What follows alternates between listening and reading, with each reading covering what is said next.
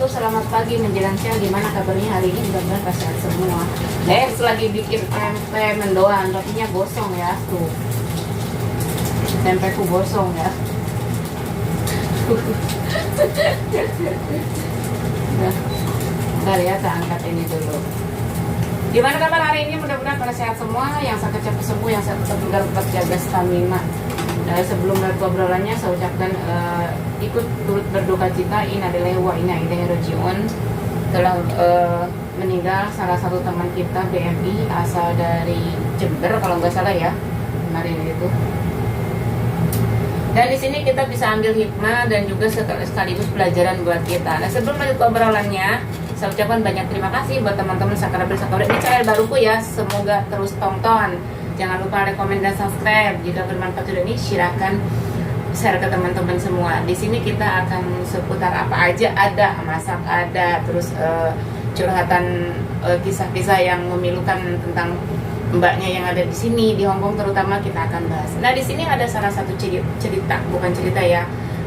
Ini bisa diambil pelajaran buat kita. Semoga kita bisa jangan sampai seperti ini, gitu kan. Jangan karena kita pengen terlihat orang itu glamor, mewah, beruang gimana, jangan sampai kita segala hal kita lakukan, terutama yang bisa merugikan diri kita sendiri, ya seperti itu. Jadi di sini cerita mbaknya itu yang meninggal tuh kemarin tanggal 27 ya, tanggal 27 bulan kemarin itu. Dia tidak mengasih tahu mungkin sama keluarga dia pinjam uang sana sini bang apa gimana gitu, mungkin dengan keperluan ini dengan keperluan itu gitu kan. Jadi jangan mengatasnamakan keluarga untuk keperluan pribadi. Intinya pesan buat teman-teman dimanapun berada, terutama buat teman-teman yang jadi PMI atau yang jadi TKW PKL ya, jangan mengatasnamakan keluarga untuk kepentingan diri kita sendiri. Ingat, kita ini posisi ada di luar negeri. Ingat, kita datang ke tempat tujuan kita kerja, contoh di Hong Kong, itu kita ingin menumpang mencari rezeki di sini. Ingat, di sini kita tidak punya siapa-siapa. Kita ini memperjuangkan keluarga, tapi kita juga harus ada batasan. Jangan karena ajakan teman kamu bisa pinjam uang segini, bisa pinjam uang segini, kamu bisa mewah-mewah berbaju glamor kayak gitu. Jangan seperti itu. Karena apa? Itu bisa merugikan diri kita sendiri, terus dampaknya itu keluarga. Jika terjadi sesuatu seperti sekarang ini, ya si mbaknya meninggal, dia meninggalkan hutang. Setelah mbaknya meninggal, banyak orang-orang yang datang nagih ke keluarganya, dia punya utang. Seperti utangnya nggak kira-kira.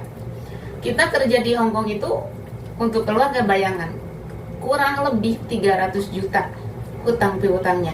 Nah, ini kita bisa jadikan pelajaran. Kita datang keluar itu ya kita reality aja, maksudnya ya setara aja gitu. Kalau emang kita punya keperluan untuk keluarga, bolehlah kita pinjem bank, tapi kan kita juga harus ada batasan, harus sesuai dengan gaji kita. Gaji kita nggak mungkin kan untuk setor bank, misalkan gaji kita 4.000 atau gaji kita 5.000 gitu kan, disetor bankan semua, nggak mungkin, karena kita juga punya anak, punya keluarga, punya ibu, seperti itu. Saya pun sama seperti itu ya.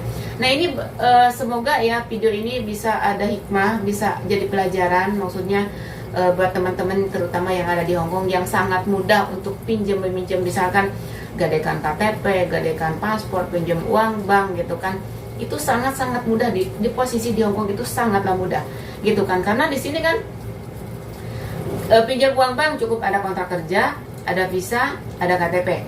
Itu udah bisa cair. Misalkan tidak nunggu berminggu-minggu atau tidak nunggu berhari-hari. Misalkan kita daftar nih hari Jumat, hari Minggu pun udah bisa cair gitu, seperti itu. Jadi cuma jelang berapa hari karena faktor kita belum bisa libur ya. Kadang-kadang kalau misalkan bisa di hari biasa keluar, misalkan bisa di hari-hari biasa kita keluar, ada waktu untuk keluar, bisa. Misalkan sekarang nih, apalagi kalau hari biasa itu orang itu tidak banyak, di bank itu sedikit orang ya, seperti itu. Jadi bisa pinjam, bisa cair.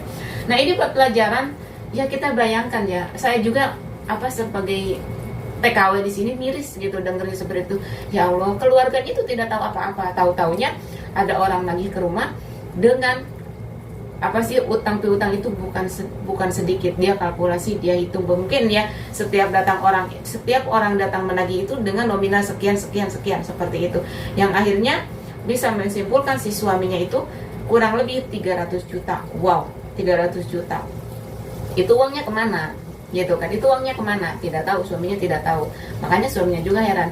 Nah ini kita berpesan buat teman-teman, jangan terlalu tereuforia, jangan terlalu maksudnya terbawa gaya gitu kan. Biarlah kita hidup sederhana di sini. Yang penting kita punya uang, kita simpan buat tabungan gitu kan. Sisa kirim ke keluarga, pastikan kita kirim ke keluarga. Nggak mungkin kalau apa sih, kita sebagai, apalagi sebagai seorang ibu gitu kan, punya anak sekolah gitu, punya biaya, perlu biaya, kita nggak mungkin gaji full itu dimasukkan ke rekening kita sendiri, tidak mungkin.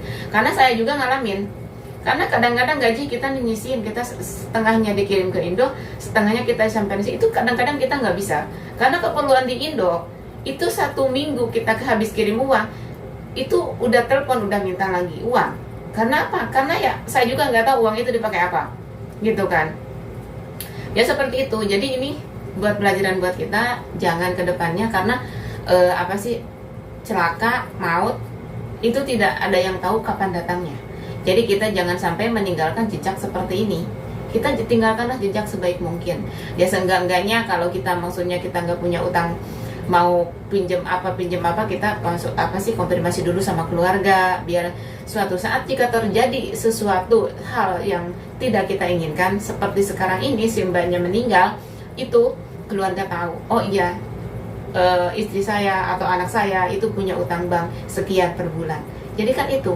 Tapi ya mudah-mudahan ini ada kabarnya sih, dari kemarin itu, bukan dari kemarin, dari lucu sudah dengar kabar bahwa yang simbanya yang meninggal katanya udah bank itu udah diberesin, dilunasin apa gimana, kita juga kurang paham ya. Tapi ini mohon maaf jika ada kata salah, karena saya juga dulu pernah ada yang cerita seperti itu. Katanya Mbak, kalau TKW-nya meninggal, uang bank itu sudah diputus, sudah lunas. Tapi saya rasa nggak mungkin. Tapi kita lihat aja proses apa sih, maksudnya kita kawal terus si kasus ini, seperti itu ya. Dan jangan juga kita mungkin di sini banyak juga yang ya gadekan KTP, gadekan apa sih, kita next video kita akan bahas lagi. Jangan seperti, terutama paspor, KTP itu adalah nyawa kita di luar negeri. Jangan sampai menggadekannya, karena jika kita menggadekan, wow, sangat ngeri. Ya intinya gini, kita misalkan, apalagi kalau kita negara Hongkong itu kejamnya gimana. Kita kalau majikan tidak suka sama kita, kapanpun kita bisa diinterminate. Seperti itu. Kadang-kadang majikan Hongkong ya ada yang baik, ada yang tidak. Emang di semua negara itu sama. Tapi yang kebanyakan di sini kayak gitu. Teman-teman yang udah Taiwan malah lari ke Hongkong, kebanyakan mereka tidak kuat ya, karena kan majikannya terlalu rewel juga. Ini bukan kita mengarang cerita untuk Mbak Taiwan pergi ke Hongkong tidak kuat mental, karena pernah saya di rumah sakit nganter nengoknya di rumah sakit, pernah ngomong sama, kalau nggak salah orang Jawa Timur, itu kasus yang sama. Dia baru 3 bulan di Hongkong kerja, dia bilang, kok Hongkong itu keras ya Mbak, nggak sama dengan Taiwan. Kok di sini kayak gini kerjanya, kita nggak boleh ngobrol sama pembantu, sama pembantu, katanya gitu. Padahal kalau kita menyikapi dengan rileks, menyikapi dengan santai, semua pekerjaan itu pasti ada risikonya. Ya, sekali lagi video ini mudah-mudahan ini jadi motivasi, jadi pelajaran buat kita semua. Jangan sampai hal-hal yang tidak diinginkan terjadi oleh sama diri kita sendiri, terutama hutang piutang yang lebih besar, sesuatu yang kita nyawa apa sih, umur itu kita tidak tahu kapan datang ajal kita menjemput, kita nggak tahu. Mungkin cukup sekian, kita mau sarapan, lapar nih, habis olahraga saya juga ini ya, baru mau sarapan. Oke, cukup sekian, semoga bermanfaat. Jika bermanfaat video ini, silakan share ke teman-teman kalian. Wassalamualaikum warahmatullahi wabarakatuh. Salam untuk PMI yang ada di Hongkong, terutama seluruh di negara yang ada penempatan PMI. Tetap semangat, tetap cayo. Oke, salam sejahtera.